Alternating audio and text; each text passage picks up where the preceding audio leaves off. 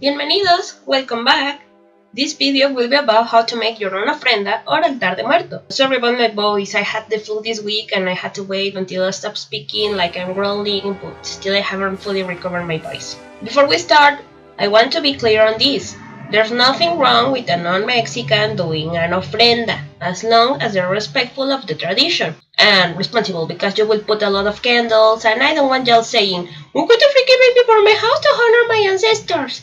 And trust me that it can really happen. Before someone starts telling me, "But Ricky, it's a Mexican tradition. How can you allow non-Mexicans to do it?"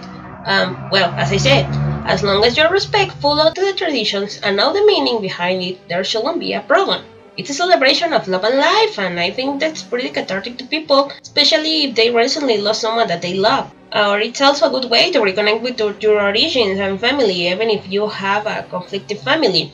Almost all of us have at least a cousin or an aunt or uncle or someone that loved us but isn't here anymore. And it's good to remember that love and the good times together. And I think that missing someone that we love and wanting to honor them is universal. There's another traditions like Dia de Muertos around the world, like the Bon Festival on Japan. Also on college I learned Japanese dance for class. I go to the Matsuri that a Japanese school does on my city every year. And I think it's a good way to reconnect and learn more about another cultures to take part of some of their traditions, especially if you can't afford to travel to other countries. Also, and I admit with shame, on my college usually the international exchange students participate on the Ofrendas contest and sometimes they defeat us. Now, if you start mocking Dia de Muertos or calling me satanic or the like, you get this. And you can celebrate my culture if you mock or discriminate my people. Be a decent human being. Please. Okay, after that rant, let's go to the theme of this video. First of all, you have to know the meaning and origin of the celebration. That's why I started with the story of the Dia de Muertos. The people believe that once in a year, the loved ones that pass away come back to this world to visit their family and friends. Also, you have to prepare yourself for a party. Literally, this is not a day to weep and cry, but it's a day to celebrate life. For us, death is not a definitive separation from those that we love. They're still with us as long as we remember them. So they have to say goodbye, but also it's okay if you cry, don't worry. Now, you have to know the dates to set your ofrenda. On the first video I told you that people can put the ofrendas on different days according to how a person died. But if you're in a hurry, put your ofrenda on the night of November 1st and clear everything on the evening of November 2nd. The second part is knowing where you want to put your ofrenda. There's two ways, on your cemetery or on your house. If you don't live in Mexico, well, maybe the first option can be hard to do. It's better to ask the administration first, but I don't recommend it since it can be dangerous, as people aren't used to do this as they are in Mexico. So security in a cemetery can be a problem because there will be next to no security, and maybe the fact that you will be pretty much alone can be really scary. If you're doing your ofrenda in your own house, there's three options actually. Una petate, which is a carpet made with straw, and this version is called altar de cementerio, cemetery altar, because on pre-Hispanic times people used to be buried in their own houses and they thought that eating upon their tombs allowed them to get the sense of the deceased, giving them strength.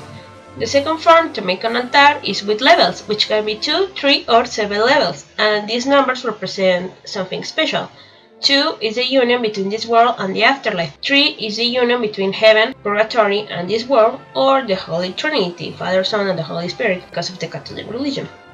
The 7 levels altar is more typical from Oaxaca, and for them it means the 7 deadly sins or the 7 destinies that you can face after you die. So you will need a table, a coffee table, and maybe boxes if you're going to do the 7 levels altar, but make sure no one is going to use them for the next days. First, try to see if your altar has a good balance. We don't want the ofrenda to fall after you finish it like a card's castle. After you finish your architecture degree on ofrendas, you can put a tablecloth on it, the nicest one you have. Here we use the most traditional tablecloth with embroidery and deshilado. But if you don't have one, you can use your best tablecloth, or if you don't have money to buy one, nice fabric. Also, you have to decide if your altar will honor just adults or if you are going to honor kids too, because people usually make two different ofrendas with different decorations. Now, you have to make an arc with palms, marigolds, or whatever you can. That arc represents the entrance to another world. Then you may also add a newer, because after the long travel they may need to wash their hands before eating, and a glass with water to help them ease their thirst. And some people like to add a living solo dog or a figurine. I don't know if a Dante plushie will do, but maybe we should give it a try. As you know, the solo dog guides the souls while they travel the river Chiconahuapan. That's why you have to be nice to dogs, people. They remember. If you were good to them, they remember. And if you weren't, they can and they will refuse to help you. They're judging you! After that, put small tablecloths made with papel picado, made with tissue paper, to add more color to the altar. The traditional colors for the ofrendas are yellow, fuchsia, or rosa mexicano, purple. Some people also use black and orange, but that's because of the Halloween proximity. If you're doing an ofrenda for a kid, then use baby blue, pink, white, and yellow, because those colors represent their innocence and joy. To make papel picado, you can use two methods. One is using a stencil with a design that you like and a cutter, or just fold the paper and make cuts on it like circles, tears, whatever you like. I'll leave some tutorials on the description box. Or you can just buy the papel picado, whatever suits you. Some of the papel picado can be hung upon your ofrenda, like in ropes to make it look more festive, or you can make chains with the tissue paper. This isn't shown in cocoa, but people usually make a square on the floor with petals of marigolds or cempasúchil, and inside it they make a cross with ashes to help the souls to pay for any sin. Also, you put a small cross made with salt on one of the levels of the ofrenda, and you add frankincense or copal incense to guide your ancestors back home. If you can't use incense because of allergies or smoke detectors, some people use an infusion of basil, thyme, chamomile, rosemary, and marjoram, always boiling. Now you add your candles. Be careful to avoid making your ofrenda really lit, and not in a good sense. They say that you should put a candle for every person that you are honoring on the ofrenda, and then you add another one for the anima sola, which is a soul that doesn't have anyone that can pray for them or remember them. You have to start to light every candle, killing every person that is going to be on your ofrenda, from the most recent to the last one that died. Maybe you should do it until the end, after you have put the food, because you cannot watch everywhere. If you have pets or aren't allowed to put normal candles, electric ones are fine too. The point here is to represent the light and the fire, because the four elements are important on the ofrenda. The candles help to guide the soul too. Also, you have to put a candle on the cross of ashes to represent the cardinal directions and help to guide the souls. Now, it's time to add the photographs. Try to put photos that they liked or on their happiest moments. You can also add things that they cherish on life or relate to their profession. If they were doctors, put their stethoscopes. If they were musicians, their instruments, and so on. If you're honoring kids, add toys. You can also add new clothes for them or those that they like if you still have them. Some people add their pets to their ofrenda, like my boyfriend. There's nothing that tells you that you can't, so if it's not forbidden, it's allowed. After that, you must have your pan de muerto. It's not made with a muerto, pals, don't worry. It has its own meaning.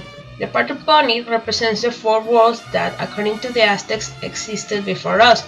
The round form represents the circle of life.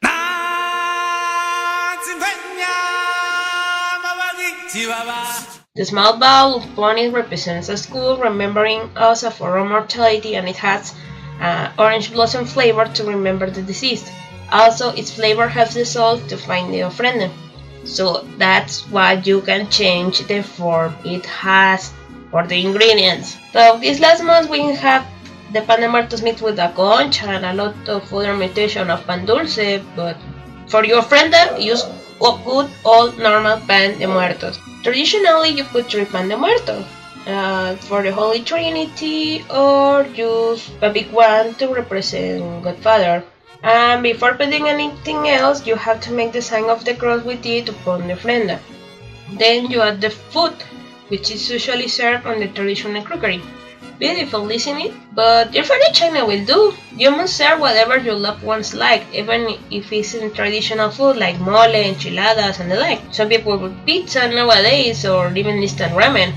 On Coco, if you see on Tia Victoria's photo, she has a cooked bottle. And I mean, when I die, I will come back from the dead to scare my family if they don't put a good box of nerds on my ofrenda. You can add also fruit, candies, and even alcohol for the adults in your ofrenda to make them remember of the good times. And after all, Dia de Muertos is a party. Then you add the beautiful sugar skulls. You can make them or buy them, it doesn't matter. Some people like their skulls to have the names of those that they are honoring. Some people doesn't like the idea. It's up to you. And yes, you can eat them, but you may experience a sugar rush. Again, you can have 3 sugar skulls or more than 3. Now, if you're honoring someone that was religious, you may have to add crosses, saints, figures. Well, it's up to you, especially if they were devoted to a certain thing. So if you don't believe in something, remember that this ofrenda is for them, not for you. So add the crosses or saints or don't, depending of their beliefs. Now, the flowers. The traditional cempasúchil or marigold. The legend says that there are 2 lovers that couldn't bear to be apart because of death, so the gods of nature transformed them on a flower with the colors of the sun and the other on a hummingbird. And maybe I'll do later a video to explain the story. But if you don't have marigolds, you can use any other flower like wildflowers, baby's breath, or make marigolds with tissue paper. Usually you can make a path for the souls with their petals starting at the door of your house. After you finish your ofrenda, you can make a small party with those that came to celebrate with you. You can put the music that they like, tell stories about them, and after the party you blow up the candles, tell the souls that you wish them to have a safe travel back to the afterlife, and then you eat the food that you prepare. And as Akira Yamaoka's song about Dia de Muertos says, the music stops, the souls disappear, then we live, we are never alone until we find each other again. And that's it! You celebrated Dia de Muertos! Congratulations! FAQ.